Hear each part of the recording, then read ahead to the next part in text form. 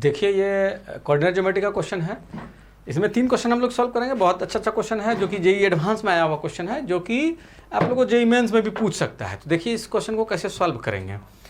देखिए पहले कह रहा है कि वो जो है सेंटर है इस सर्किल का x² + y² = r², जहाँ रेडियस जो है √5/2। तो इस चीज़ को आप लोग देखिए, ये जो है आप लोग का, इस चीज़ को देखिए ध्यान से, है ना। तो r मतलब √5 का मतलब कितना हो गया, 2 लगभग क्या हो जाएगा आपका, 2.25 के आसपास समझिए, डिवाइड बाई 2। कहने का मतलब क्या हो गया, ये 1.1 है ना। तो 1.1 से बड़ा है रेडियस, ये ध्यान दीजिए। और कह रहा है कि PQ कोड है सर्किल का and the equation of line passes through PQ is, PQ जो कोड है और इस कोड के थ्रू जो लाइन पास कर रहा है उसका इक्वेशन ये दिया हुआ है आप लोग को, 2x + 4y = 5, 2x + 4y = 5। अब देखिए और फिर क्या कर रहा है कि if the centre of the circum circle of the triangle OPQ। अब यहाँ देखिए ये जो OPQ ट्रायंगल बन रहा था, इस तीनों पॉइंट से जो सर्कल पास कर रहा था, उस सर्किल का सेंटर जो है, देखिए centre of the circum circle OPQ lies on the line x + 2y = 4। अगर इसमें आप 2 से मल्टीप्लाई कीजिए तो 2x + 4y, देखिए 2x + 4y, मतलब ये दोनों लाइन पैरेलल भी है ना। तो कहता है कि r का वैल्यू क्या होगा, इस r का वैल्यू पूछ रहा है। तो आइए देखिए अब क्या करना है हम लोग को। आप लोग को क्वेश्चन समझ में आया ना कि क्या कह रहा है। अब देखिए सर्कल पहले क्या दिया हुआ है उसको देख लेते हैं, x² + y² = r²। ठीक है। अब देखिए आप लोग को दिख रहा होगा कि ये जो PQ है कॉमन कोड है दोनों सर्कल में, है ना, इस वाले सर्कल में और इस वाले सर्कल में भी, है ना। तो ये कॉमन कोड है। और एक चीज़ ये है कि इस वाले सर्किल का जो सेंटर है x + 2y = 4 पर है। तो हम लोग मान सकते हैं ये इक्वेशन जो दिया हुआ है, ये गिवन x + 2y = 4, तो हम लोग अगर ले लें y = t ले लेते हैं, तो इस केस में जो है x = हो जाएगा 4 - 2t, है ना। तो हम लोग इस चीज को then center of circle passes through OPQ is, तो हम लोग क्या करेंगे, 4 - 2t कॉमा हो जाएगा क्या, t, y को तो t ले लिए हैं। तो इस वाले लाइन पर ही ना इस सर्किल का सेंटर था, तो हम लोग y को t ले लिए, तो x = 4 - 2t हो गया। तो ये हम सेंटर समझ लिए इसको। तो इक्वेशन क्या हो जाएगा इसका, है ना। तो इक्वेशन हो जाएगा, अब देखिए ये रेडियस भी है यहाँ से, इसको अगर हम लोग इस तरह से मिला दें इसके सेंटर से और ये ओरिजिन से, तो ये रेडियस भी हो गया। तो इसका कोऑर्डिनेट जो हम लोग निकाल लिए हैं 4 - 2t, t, तो इस सर्किल का जो रेडियस हो जाएगा, रेडियस जो हो जाएगा, आप क्या हो जाएगा, रेडियस का स्क्वायर ले लेते हैं, आसान होगा, इजी होगा।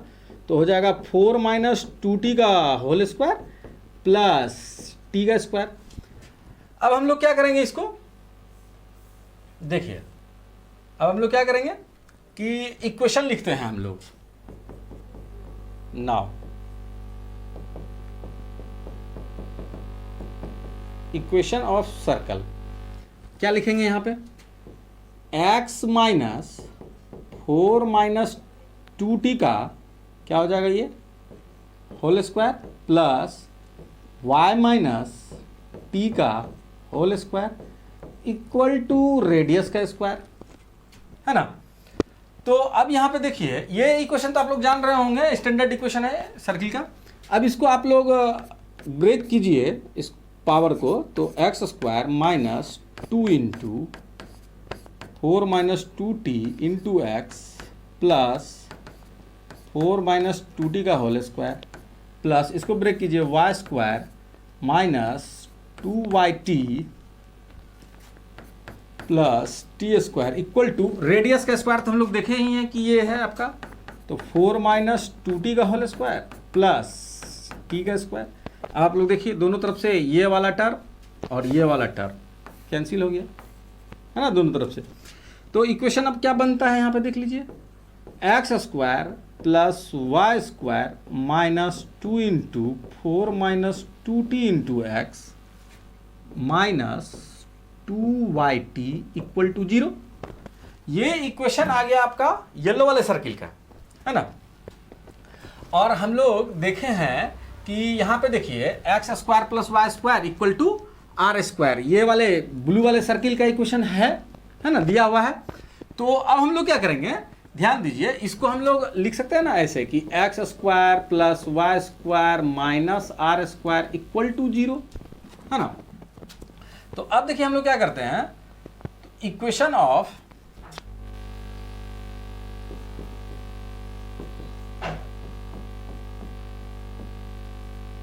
कोड पी क्यू हम लोग क्या लिख सकते हैं, दोनों सर्किल का इक्वेशन जो है, जैसे x square plus Y square minus r square minus, अब इस सर्किल का इक्वेशन लिख देंगे x square plus Y square minus 2 into 4 minus 2t into x minus 2yt equal to.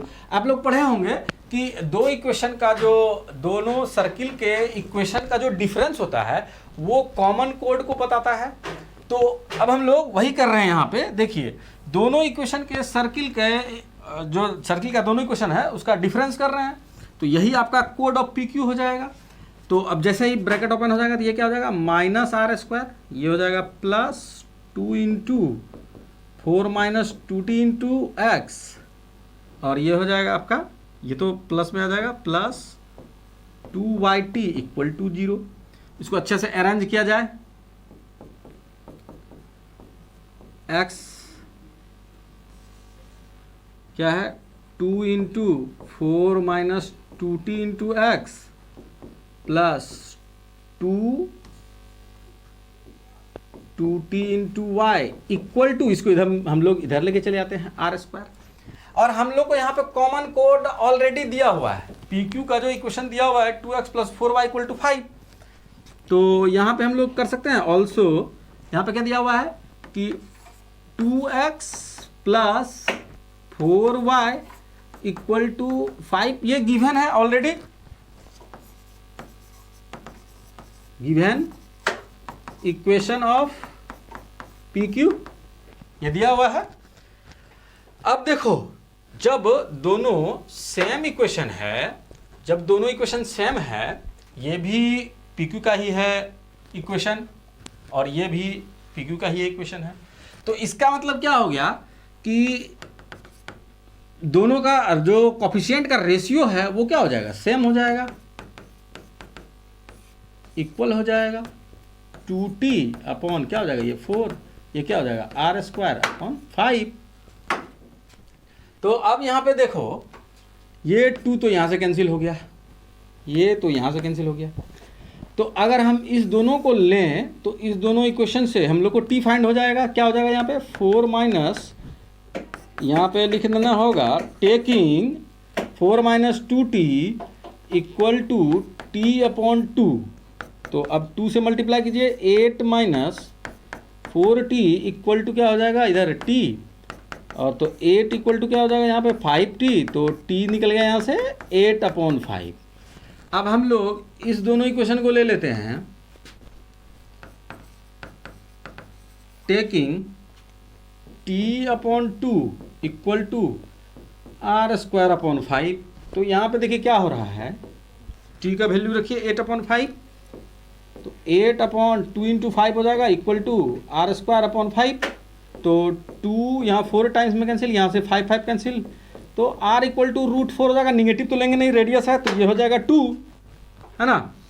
तो r का वैल्यू पूछ रहा था, तो ये हो गया r का वैल्यू 2, हाँ r ही निकालना था हम लोग को। देखिए find the value of r, तो आर का वैल्यू हो गया आपका 2।